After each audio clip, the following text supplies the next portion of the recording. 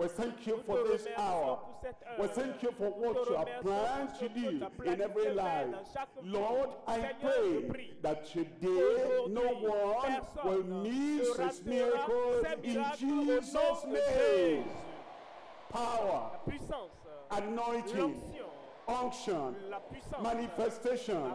miracles of every kind upon every life today in Jesus' name. Let there be confirmation in every life. In Jesus' name we pray. God bless you. You can sit down. Tonight as we begin this supernatural deliverance crusade, campaign, outreach, whatever we call it, divine touch will come upon your life. Give me a good caller state, amen. Tonight, as we begin, I'm looking at Matthew chapter 6, verse 9. You can sit down.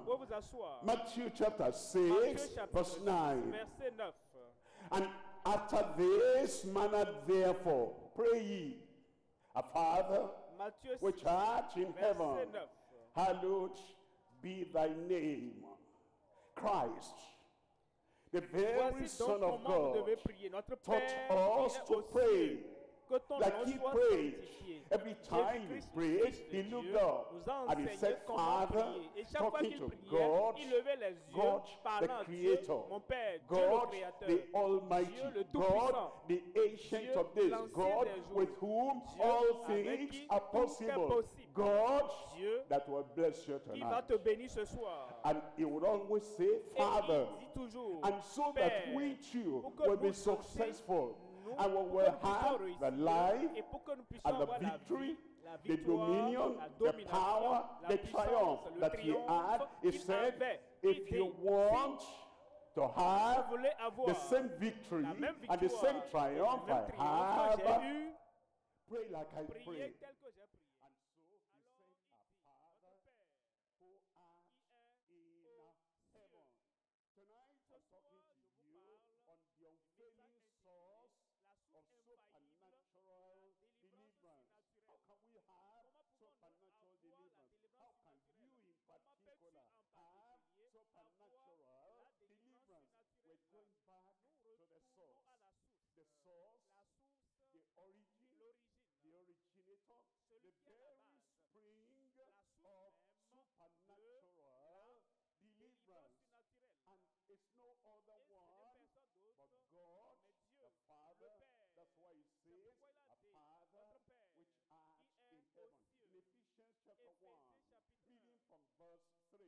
Ephesians chapter 1 verse 3, blessed be the God and Father of our Lord Jesus Christ. That's the source of salvation, the source of healing, the source of miracles, the source of wonders, the source of everything good in the world, everything good in your life. Blessed be the God and the Father of our Lord Jesus Christ, who has blessed us. You are blessed already. Just by coming, just by having expectation, just knowing that there is a God in heaven with all power and with all might. There is a God in heaven that all things are possible with him. Just knowing that you are blessed. Who has blessed us? Not who has blessed them. You see, there are people, they hear others receive miracles, others receive healing, others receive deliverance, others have the expectations of their life, them. But now, your name is included tonight. As those who are going to have the manifestation of the miracle power of God, your name is there. My name is there. My name is there. Who has blessed us with all spiritual blessings in heavenly places in Christ. I'm talking to you, as I said, on the unfailing source of supernatural deliverance. I'm going to have 1, 2, 3, and then the showers of the rain of blessings will begin to fall upon you. Point number 1, the power of the Heavenly Father. The power of the Heavenly Father is still there. At the time Jesus spoke, a Father which art in heaven, before the time Jesus came to the world, a Father which art in heaven, after 1,000 years and 2,000 years that Christ had gone back to heaven, the Father is still where he is, a Father which art in heaven. Number 1, the power of the Heavenly Father. Number 2,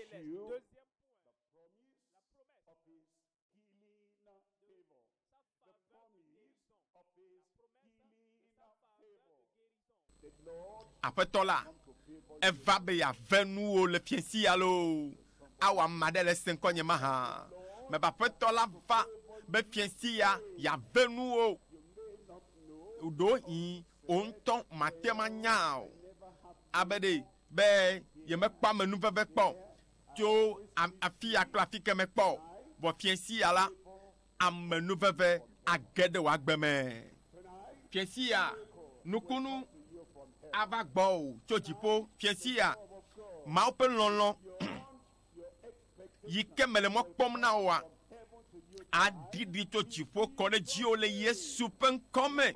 nuvelia nyakpɔ ŋgbedodo la ŋgbedodo be axɔ na mi eye ayɔ dɔ mi etɔ̃lia yi ke miakpɔa yenye mɔnu alo gome kpɔkpɔ yi ke li na mi be mia ado ƒome kpakpli miava nu gbãtɔa dzi yi ke nye nu se yi ke le mia fofo si le dziƒo la si biabia sie nye bena esi ke Mawu ye le kpe wòm Mawu le yɔwòm ekpɔ wò ɖa be ɖe piesi ya medi be ma tutu aɖatsiwo le mo na o medi be ma na ɖo ŋutiwo xaxawo katã medi be ma he tɔtrɔ ge ɖe agbewo me mana wo agbe yeye mana wo agbe yi ke kɔkɔ wu nu yi ke ale ke ŋutɔ ne susuna ne buna kpɔ ebe aƒetɔ nu ɖeka eɖo la nya nyi be ɖe aleke ɖeke miaƒe Mawu lolo eɖo la nya ale gbegbe ale si ke wò Mawu ekeke ɖo eye xaxa ɖe kpekpe yi ke meɖo ɖo ŋuti oa Mawua edo nuse ana donchi hallelujah ta nuse gantri akwade edo anya aleke gbegbe wo Mawu ikele ipe o mbe vala elolodo ekekedo ta ni afofo sile jifo abe nuse matcho Yeremia pagbale tabla ton vove Yeremia pagbale tabla ton vove people of Andrelia ebe kpoda nye Yehowa kpoda nye Yehowa nenye be ezona gasia gamela matem a ne chite pe de kade matem a ponu e ya mado lia o mete pona o me dona gapopo alo yi be wa tema pomo pe nu sen apeto be note la kengo megano jitimo ebe kpoda nuse ele asinye nusema awodo la gbome fiesia eto si ato adeo da lenkona nenyebe kakade adikade la gbome ye eyi mioji yi dusiji yi nko yi megbe me kpodo ntine wa oh la ko poda ebe nye benye menye ba yolo me kpotonye menye be ma ba nye ola ebe nye nutilao katsa pe Mawu hallelujah ntila oma ike me cancer lea nu tila kata pe mawa Yehowa mimuso kata to nu tila ma ike satana le vevesese domna ma glona obe vevesese ma ike we kakabe agbe wa dome ntila kata le gbegblem go ha agbe la gedeme nu sela to jipo agede wa gbeme eye ji gbobe de ele nyabia se wom de madokpo nanea donchina makpola nono mewa de mawa dokpo nanea de agbewa yikeme bebesesele yikeme nu khale ye ojumajiji o nu yo kata le jro be vide nu yo kata lom le jijim le pome wa me be yakpo jijeme yakpo gbodeme jijokpokpo nu koko ase chochoa le bebesese yo kata asatana le gbogbo le heba gbomea magbono bede de mawu de nu mao sese ne ba ma de da o ma ha awe na o le fesia pikpe wi andre lia pikpe ma wi andre lia ebede Yehowa ebe o apeto Yehowa eto nu se gan kle wo alo si le dila wo jipo ple anyigba Yeremia no nyabia se wom bede ne nane sese ne mawakpa Yeremia globede ne me po le tribio we wo katan ne me po ere we ne me po jinu le yame we mawu ne cho kata cho dade ejifua ote eye ama dekento nenyebe mawu no selasio atemacho jinu vio plere acho atu yame eye o me gena ha ewe wa chafu penu yo kata le mela ebe Yehowa nenyebe wo nu mo kata la na nekentomeli ike sesena wa pao hallelujah piensia na nekemeli ke mawu adokpo wo na o mabe pomo amede na nekemeli ike mawu adokpo wo na o ebede ebe donya o eden la sinye ntwade nyemanyale ke magblendo la majijibe matrola majibe manye de kaje nyui la manye de bi nyui la manye nyonu nyui de la manye esron ntu nyui la manye sron nyonu nyui la manye dochola nyui la manye amenyui de la me jagbagba kaka nyemete nga ke piensia mau awe now ebede na nekento me glo wo na ya pao Salomo tabla de vove pekui wideke Salomo tabla de vove pekui de keliabe mau ponu zideka pekui evile le vegbeme mau ponu zideka ye nu eveme seleme mau to enye nu se bebe mau to enye nu se bible ebe de mau to enye nu se ye ke watema tro nonomeo atro agbeola ele mau si nu sembere yatem ado nu koko alogbonu mona ode mau toy nu se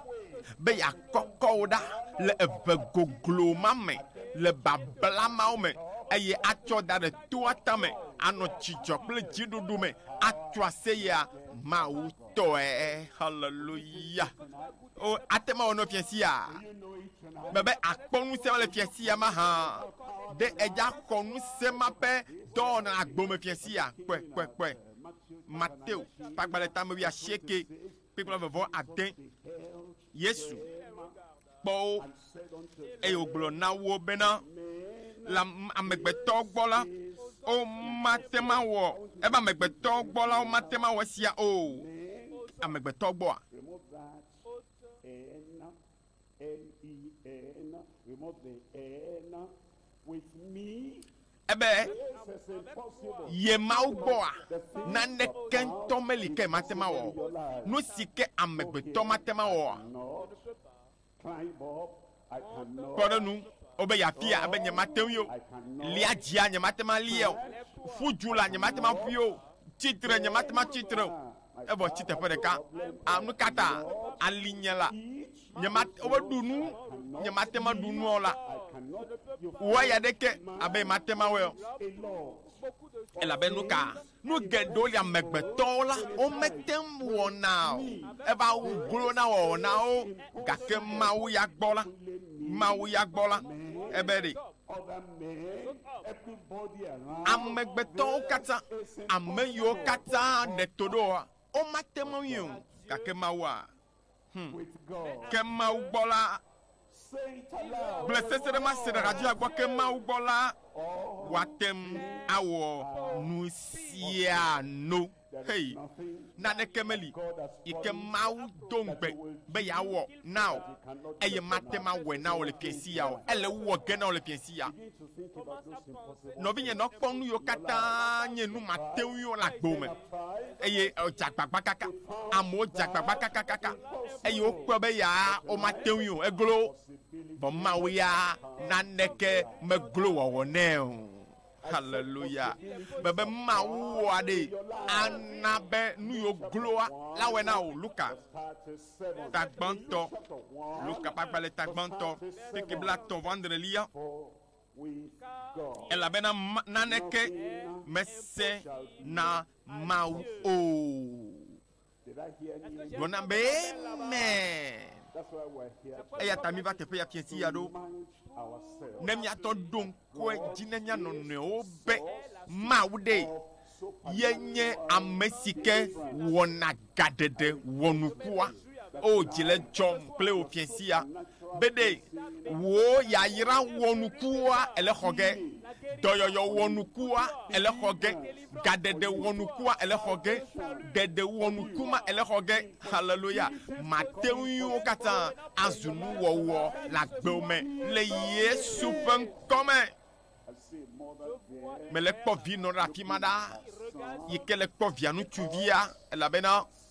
de bin tuvima akakane le pa gbeme e tu ya pi keme o meto na ne kelentinao piensi ya donti ale bana onyonuma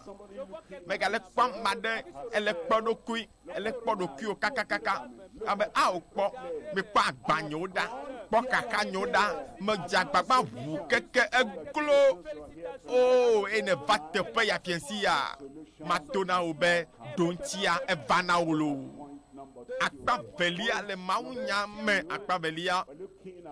ya le nkude edonugbe be ya vemianu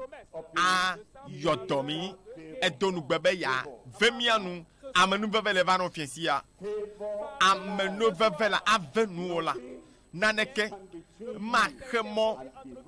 na maupe honame la gbome le fiensia Yeremia tabla ton voton Yeremia pagbale tabla ton voton pipi ton lia ebe yom ekema matona e yata le maunya gbogbo pe nu ade megajo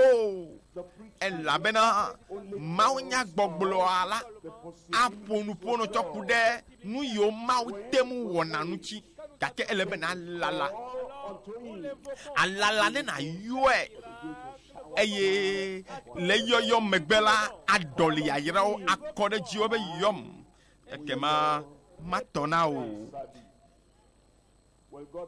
de maula tona o le piensi ya ha nyao to kareji ya do nya manchina mala de kwese be maula tona ya atona o eya yente gbole ebe nye mawu yike me dala kpa e donu gbenami ye bengbedo e don gbebede ya vemianu ebe yom ekema matona o eye madenu ga tako siwo menyao la a fiao pipia madenlia ebe koda mayodo wo hallelujah ebe mayodo wo la yentola chodo yoyo chochipo acheva adagbome eye ne le khodo yoyo fiensia ne mia gblɔ be le Yesu ƒe ŋkɔ di mia do gbe ɖa lea ma gblɔ na be dɔyɔyɔa aɖeɖi kɔ ɖe dzi o kpɔɖa ebe ma yɔ dɔ o eye ma haya o ma na ŋutifafa kple nyateƒe o fũu ɖeka la me ve ya ebe mi katã mia katã ye ebe ŋutifafa ana ava ne mia katã ava mia katã ebe kpɔɖa ma yɔ dɔ o ma haya o ma na ŋutifafawo kple nyateƒewo fũu ne xaxɔ va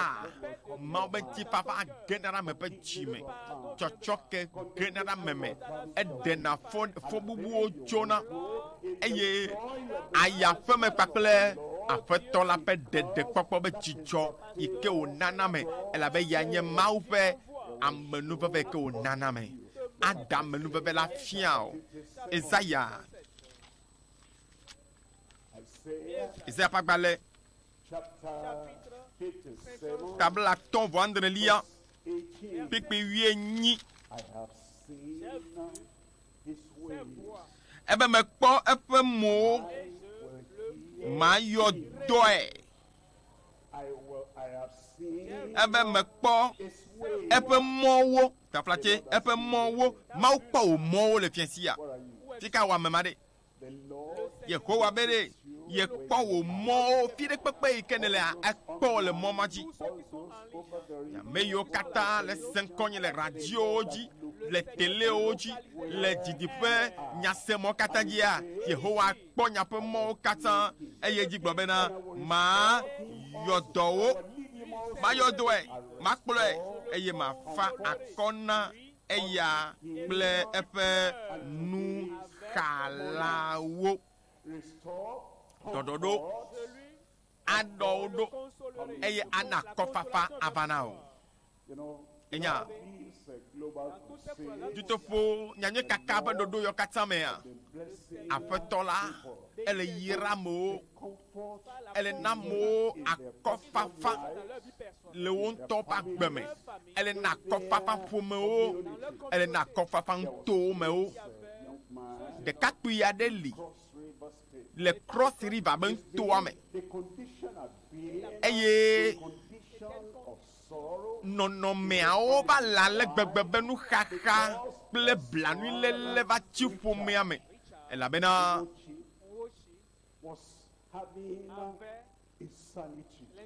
wo nɔvi ɖeka aɖaʋatɔ le ŋkuwo tom nɛ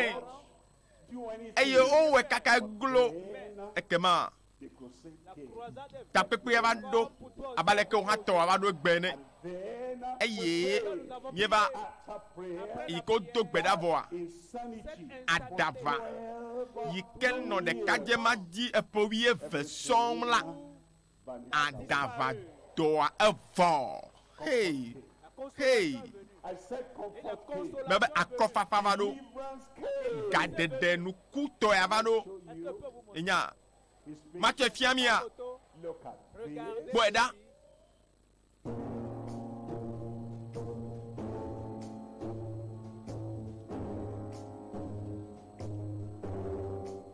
ɖekadze ɖe ma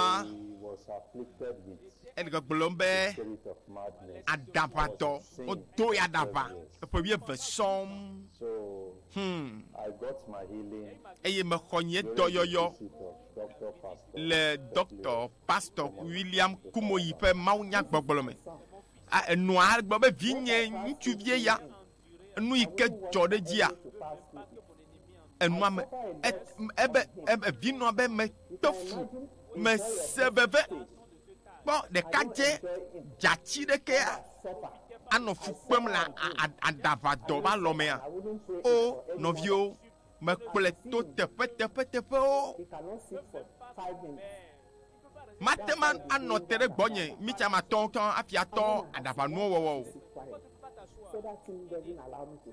yi ke wɔ be nye matema na anyi hã o gasia game nya atsi dzodzodzo eme ke menɔ asaɖa mea me tamenɔ gbe dom ɖa be yi Mawu ma mea gblɔ be ne afi ɖe ve ma dasi ɖe afi ma nye hã me dasi ɖe tanye dzi I got back home, eye kaka me yi aƒe me ya slept. me mlɔ anyi So Me when it dalɔ. was 4 p.m. yi ke woɖo fɔfɔ me ga ne mea le ŋdi kanye mea So I decided to go to toilet. efɔdzi tɔm medi be ma va kpɔ ɖokuinye gbɔ In no time I felt something trying Doko. to lift me up. me se ko be nane kɔkɔm ɖe dzi I checked where I was lying down. evɔ Couldn't see anything. eye ele kɔ abe me dze anyi vɔa o It was a rat that got in there. I couldn't see anything. vɔ mele kpɔ be nane hã le ʋã le teƒea me xɔ se be afie vɔ nye mekpɔ naneke o I decided to take a few steps out to ease myself. ke I mega zɔn ŋkɔ vie le ɖo nye gbe me ma be magava kpɔ ɖokuinye gbɔ mada afɔdzi le afi ma and since that time evɔ I have gotten my healing. tso gama me dzi koa ele kɔ abe nu ɖe ge le ŋutinye nene evɔ tso gama me dzi me haya keŋkeŋkeŋ o wakafu Yehowa. Ame aɖe ne gblɔ nam be amen. O akɔfafa va ɖo ne wo hã. Akɔfafa la ge ɖe viwo ƒe agbe me. Akɔfafa la ge ɖe ƒomewoa me le Yesu ƒe ŋkɔ me. Ŋusẽ ma ele teƒe ya ɖe zã ya. Ebe aɖe kakawo katã kple agbawo katã ɖa le dziwo le Yesu ƒe ŋkɔ me. Marko etame 11 kpekpe 11 ebe wògblɔ na wo bena mi ke ɖe keke blibo la katã me abe ke mie le yiyim to dutoƒo nyanyui kaka ƒe ɖoɖo yawo me le keke bliboa katã me eye mieva alpha location me teƒe ya eye mieyi ɖe kɔƒewo katã me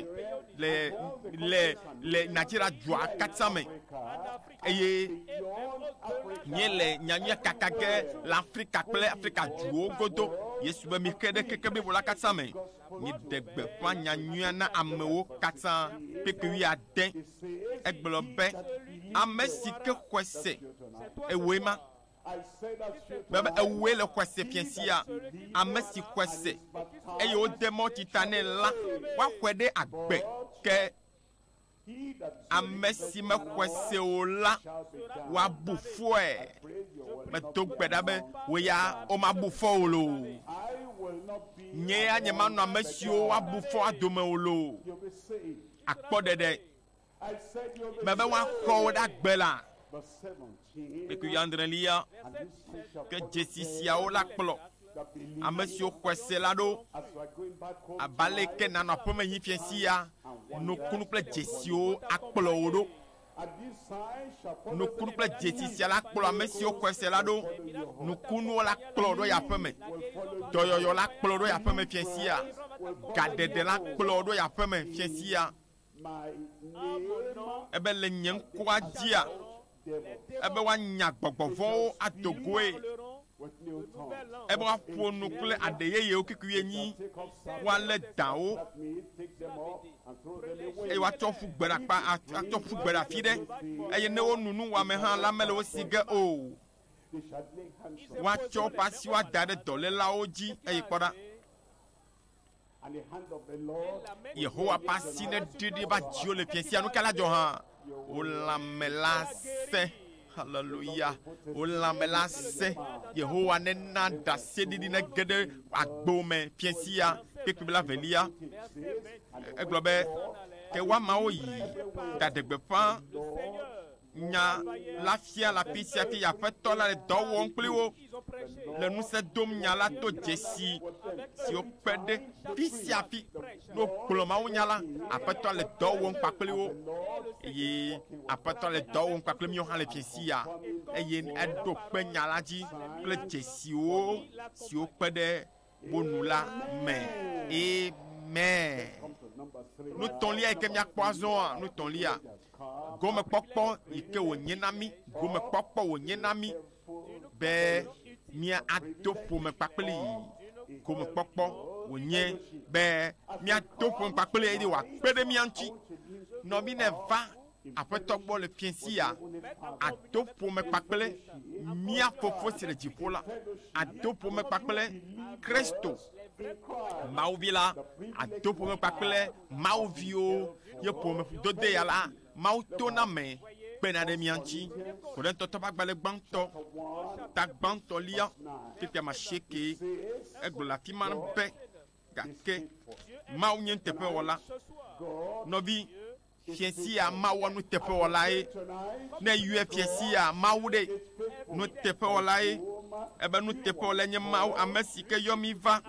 via Yesu Kristo miaƒe tɔ la ƒe hamenɔnɔ la me ne va aƒetɔ la gbɔa eye ne nɔ ha ɖeka me kpakplia aƒetɔ awɔ nu gãwo na wo ne de ha kpakple aƒetɔa woade ha kpakple aƒetɔa ko awɔ nu gãgãwo na wo le agbewo me le Yesu ƒe ŋkɔ me yaɖo yi li la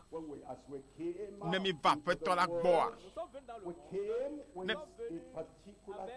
gaɖo mewo mi vana eye xaxa ɖo nɔna agbe me na mi vɔ nenye be eva tɔ hadede kpakple Mawu yi ke me wɔa nuwo katã ye nu se le sia nɔbi lãmegbegble mawo xaxa mawo agbamawo yiwo katã ne dro tso kaka dzidzime kea wo katã wola bu nye nɔ dutoƒomɔ nya kaka ɖe me ɖevi aɖe ɖevi ŋutsuvi aɖe wodzi ye yeƒe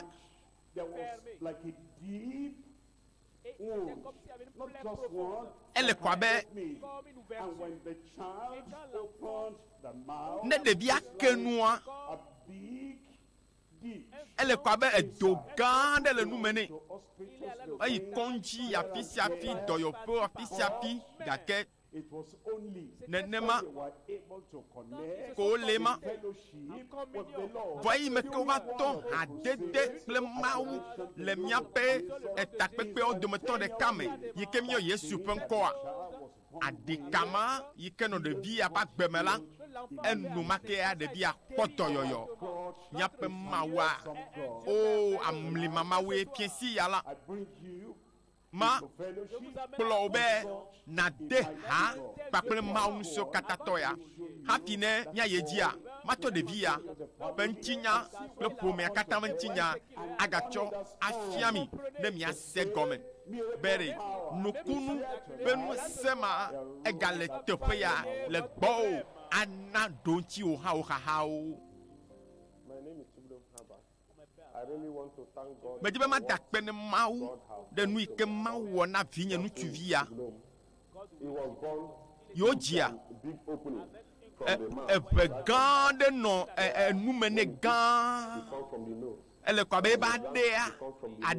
eta ɖe aɖu be tsaƒetsaƒe mɔta eve tometsi globo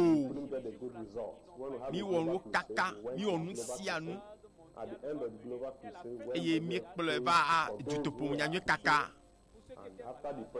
yi ke Mawu ƒe amea do gbe ɖa vɔa mi va gbe va ƒe me evɔ kasia eyi eʋunye gbɔ evɔ va kpɔ rétroviseur me eke nume ɖekea nɔviwo ɖevia ekpɔ dɔyɔyɔ la etɔ aƒadodo zi ɖeka ebe Mawu wɔ nukunu nam la aɖea trɔ gbɔ va aɖea yi ke lé ɖe nyiglia ŋuti ɖa etrɔ gbɔ va teƒe zi ɖeka haleluya nɔviwo Mawu lolo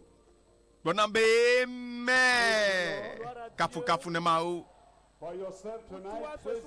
bebe kafu Mawu ɖe agbewo ta le fiesi ya kafu Mawu ɖe nukunu yiwo dza wonɔ le fiesi ya Mawu ade ha kpakple o ta kafu Mawu le fiesi ya gbɔna be haleluya gamea su na wo hã zɔ gblɔ be nye gamea su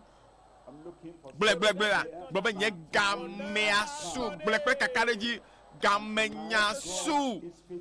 Mawu nye nuteƒewɔla to Yesu Kristo miaɖela dzia ade ha kpakple Mawu fofo la eye ana mie kpakple Mawu fofo mianɔ hadede me eye your condemnation, ana o nu vɔwo fɔ bubuwo ale dzi o le tsɔ nya ɖe ŋuti mo katã la aƒetɔ aɖe wo katã dzo le fiesi ya eye ade ha kpakple mawu eye ayɔ wazɔ be vinye ŋutsuvi vinye nyɔnuvi metsɔ nu vɔwo ke o eye to hadede amiazɔa nukunuwo anɔ dzakɔ ɖe agbewo me eye nu si ke na wa ye nye be dasi le nu vɔwo ŋuti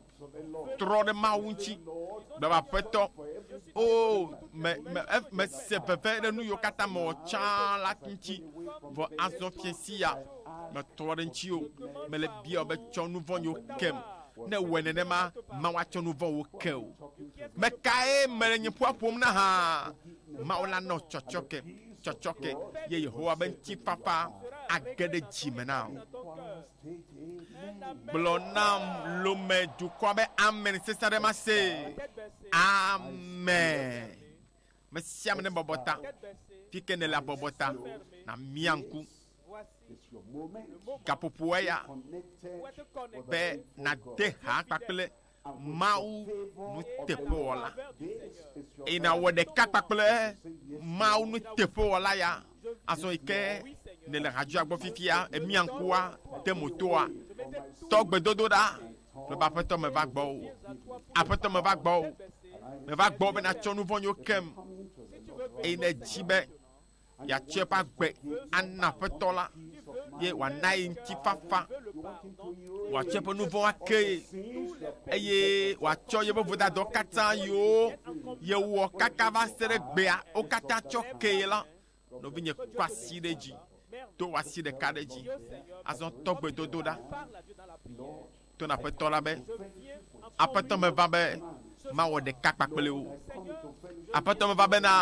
mage ɖe wo hadede la me me yiwo katã tikake mi le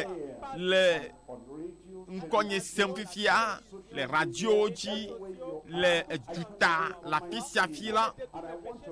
ele dzidzim be yeawɔ ɖeka alo yeade ha kpakple mawu nusɔ katã tɔ la ele di be tsɔ yeƒe nu vɔ ke ya akɔ asi ma ɖeka ɖe dzi yi ke ne kɔ asia ɖe dzia tso yi ke la ɖe fia be enu mele kpewo me o nu megakpe wo be ɖe woatsɔ eƒe nu vɔ la ke ye o nu megakpe wo bena yele wɔ ɖeka kpakple Yesu yele wɔ ɖeka kpakple Mawu Fofo la to Yesu Kristo dzi o to ne Mawu bena Mawue me va gbɔ o gblɔ nɛ ŋutɔ kenu na gblɔ nɛ aƒetɔ me da asi le nu vɔ nyo ŋuti nye magawɔ nu vɔwo azɔ o Mawue ve nu nye gblɔ nɛ be Mawu nuteƒewɔlae nenye medi be matsrɔ̃ o edi be makpɔ ɖeɖe tsɔ nye nu vɔwo kem na mɔ ame nu veve ne manɔ agbe le dzɔdzɔenyenye me Mawu ve nu nye elabe nuteƒewɔla nenye gblɔ nɛ be aƒetɔ akpe na o gblɔ nɛ be aƒetɔ akpe na o mexɔe se be etsɔ nye nu vɔwo kem mexɔe se be nye luʋɔ kpɔ xɔxɔ aƒetɔ akpe na o be azɔ mele hadede me kpakple miatɔ si le dziƒo la fofo le Yesu ƒe ŋkɔmea mele do gbe ɖa ɖe amenuwɔnuwɔwɔwo katã ta viwo katã yiwo trɔ tso ƒe nu vɔwo yome yiwo da asi le woƒe agbe kokɔ ŋuti wole dzi be ave yiwo nu atsɔ be nu vɔ ake yiwo do gbe ɖa be ale yiwo bia la wɔe na wo le Yesu ƒe ŋkɔme tsɔ nu vɔ ke wo na wo ŋutifafa na wo xɔxɔ eye aƒetɔ ɖo kpe dzi eye natsɔ dzidzɔ ɖeɖe be dzidzɔ de dzime na wo aƒetɔ na wo kaka ɖe dzi be azɔ la woge ɖe hadede me kpakple Fofo si le dziƒo la akpe na wo be ne wɔe le Yesu ƒe ŋkɔa dzie miedo gbe ɖa le wona be amen Mawu wɔe na wo bebe eva me vɔ eye edi dzɔ mi be wotrɔ ya ne ge ɖe hadede nyuitɔ ya me kpakple wɔwɔ la egede hadede dzanyi me kpakple mawu ŋusẽ katatɔ la mia fofo si le dziƒo eya ta ne dzi be woana ye kpekpeɖenu eye miama dzidzɔ ya kpakple le fiesi ya la nu ɖeka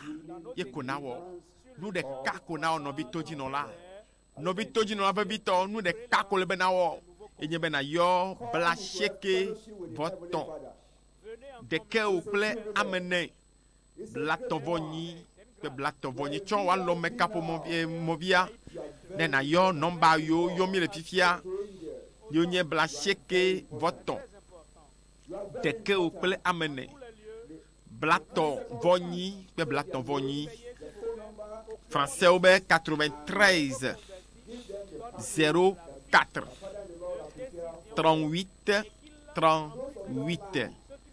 eyo nye nɔmba ɖeka yi ke dzie miatem awɔ ɖeka kpakple mi le eye miame yiwo katã se mawunya ya nufiafia ya gaƒoƒo ya me le radioa dzi mietsɔ miabe agbewo na Kristo eye ewɔ ɖeka kpakple Mawu ge ɖe hadede me kple Mawu to Kristo dzia azɔ yɔ nɔmba ya yi ke yɔ me le fifia yi ke nye bla sieke vɔtɔn ɖeke kple amene blatɔvɔnyi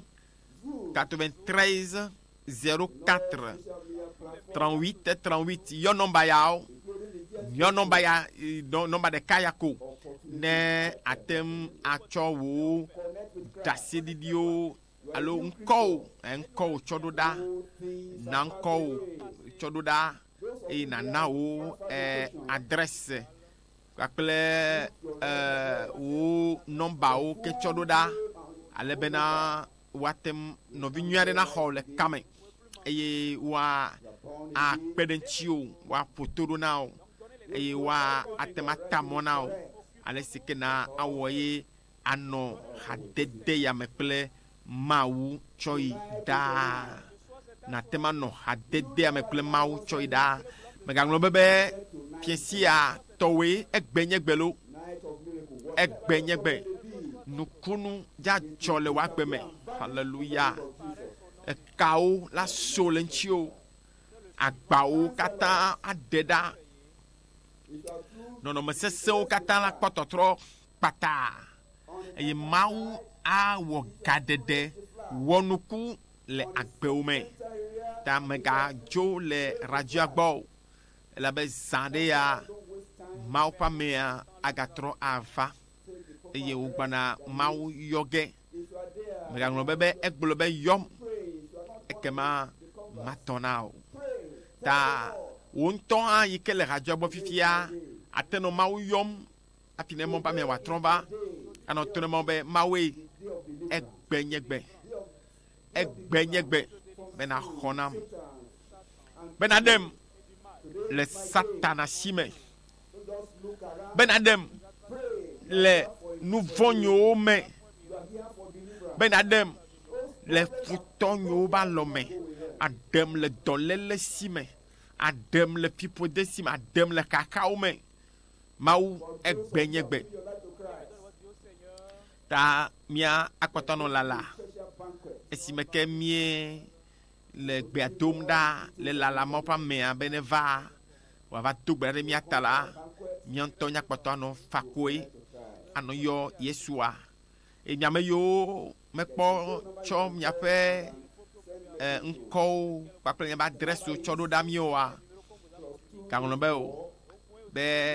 nɔmba nye bla sieke vɔtɔn ɖekeo kple amene blatɔvɔnyi 93 04 38 38 enye nɔmba yiwo dzi miato akademia ŋuti eye miatem akɔ mi le eka godo ale be miatem akpe ɖe mia ŋuti ke le madzidzi me la Mawu ƒe amea atrɔ ava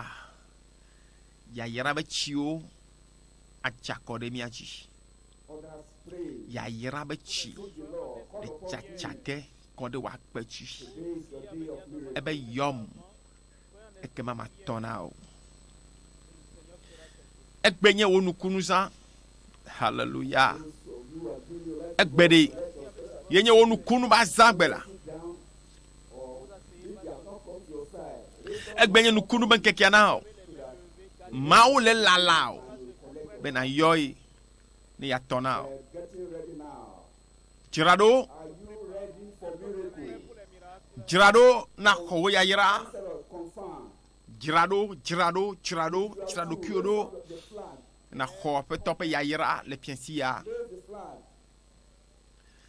Elle la lao. Elle la lao be wo gbene dini aseko. Mawa le la lao. No kenya gbaleji o. Kuhui ka me tomine o. Bebe se kele jijina o. Nou ke glo le fabi kaka me nyame na tuena Yesu. Hallelujah. Glo na Yesu ko. E wone. Yesu wone na me o. Menye towaye matema wo. E wona mo o defiami didase sigbozie ve fly. Dabato po moko. O jamo papele kaka. Eye kaka o kata nuso. O matono me fiensia. Nukunu ya chakora gbeoji. We agbe noteko. We anoteko no yoma wako. Abale ke chijana fona mela. Nene ma ope nukunu ya cha. Afo le saya mema. Aton jirado.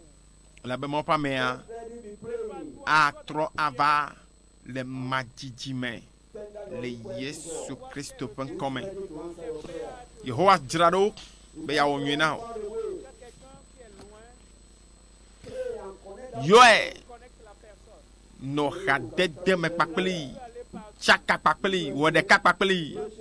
doline glonya de kane fisia fike mi le semi encore le kapopo yame. Le Togo, Bénin, Ghana, Sénégal, Afrique du Katame. Kafu ne mawo. Y'a mawa nous selechi. Y'a nous semala kasio le fiensia. De nane sesene Yehowa pa. Don't you know la? Ao. Dolelewa adejo. Kuhiwao adejo Mateo eladejo akaka de pepe abaleke ma wena mo le Yesu pen kwadia oha le Yesu pen kwa ikemia yodia oha ayodo cho susu dade do kiojiko nkwe gbanawa ntetere le lamenawa akpade le jiwa gamia sube mauna onukunu nao nemi to gbeda kaka ne se amen mamlekoa to do kiokpo akpobe evame fiko amemade eleji nukunua ejime mauna kasia ne yodoya ne hayaya eleji mauna onukunu le bagbemea ko alo de kaleji ye na piade le feumla tasi de karafima fofo le Yesu pen kwadia me takpe no fiensia la ba manya ba nu so katato nenye no kunu wola pe mawe nenye mawo yikeme do akpo na neke wowo me bia fofo le ba nu sewa ne doli kora me sia me ba gbeji fofo le Yesu pen come mawe me dogbeda abale kene donu gbenamia be yenye mawu muchino katape mawu eyea nanekepe wo mesesena ya kpawa me bia be doli nu se wa kora nyi fofo le da me sia meji le Yesu ban come kasi amesia me gapopo ya me yodo dolelao kata kuyo ba me de fofo le be nko ne hu le Yesu ban come adabado ne vonamo le Yesu ban come Pulibo, tension, mais dolé le kata, mais dégbele dolé le moment de voler, Yesu pen comme nous tête, des pépé fibrome, veto me be nutete ame yiwo ɖo kpo ɖe dzime aƒetɔ afɔ ɖeka lolo nɔvia meɖe gbe ne numɔ katã be wone vɔ le Yesu ƒe ŋkɔme aƒetɔ medo gbe ɖa be anu yiwo katã le zɔn le amewo ƒe lãme la medo gbe ɖa fefle be wone xɔ gaɖeɖe blibo feflae le Yesu ƒe ŋkɔme edɔ madamadawo katã be cancer gbɔxidɔ ayikume be dɔ ago be dɔléle medo gbe ɖa be edɔ mɔ katã nu ne so le Yesu ƒe ŋkɔme afi sia afi ame ɖe kpekpe fi sia fi ko le se ŋkɔnye le Yehowa le radio dzi téléwo dzi le duta le afi sia afi ya amewo kple ƒomewo katã wobɔ le aƒewo me gaƒoƒo ya me le hameawo mea Yehowa ɖɔli nu sewo kɔ ɖe amewo dome le Yesu ƒe ŋkɔme na be ame yiwo le babla tea na vo ame yiwo te ɖe anyi woakpɔ gaɖeɖe kɔkutsiwo ne ŋe le kɔ na amewo gblẽ bosa be dɔwɔnawo dome Mawu ye ɖe ŋusẽwo ɖe nukunu ŋusẽwo aɖe go le afi sia afi le Yesu ƒe ŋkɔme do kpe dzi bena wɔ nukunu na amewo do kpe ŋusẽwo dzi do kpe dzi be nenye dɔyɔla ɖe fiawo be yenye katsola le afi sia afia aƒetɔ ne do wli be nukunu dzɔ le Yesu be ŋkɔa dzi me do gbe ɖa le lɔna la ƒe me sese ɖa be eva me bɔ le Yesu ƒe ŋkɔme to ɖokuiwo kpɔ nu si ke mete wɔna tsã wɔa nukunua dzakɔ ɖe dziwo bɔ edzakɔ ɖe dziwo bɔ tewɔwɔ elabe mate ŋu yiwo katã nyemate ŋu yiwoa ate ma wɔe azɔ elabe Mawu ƒe ŋusẽa eɖiɖi kɔ ɖe agbewo dzi eya ta wòtrɔ ya atso aseye le Yesu ƒe ŋkɔme gblɔna be amen eya afi sia afi le aƒewo me le dɔwɔƒewo le ʋuwo me le hanɔƒewo fi sia fia Yehowa be nukunua ɖiɖi ba Yehowa ƒe nukunua dza nukunua va me le nyaƒe agbewo me le Yesu ƒe ŋkɔme ŋku yiwo gbawo ʋu eto yokua wose nu mumu yiwo le ƒonuƒo ame yiwo katã tension dɔléle na woƒe enu glɔ̃ ɖe akpa ɖeka alɔwo katã wokplibɔ afɔwo tutua Mawu ƒe ŋusẽ le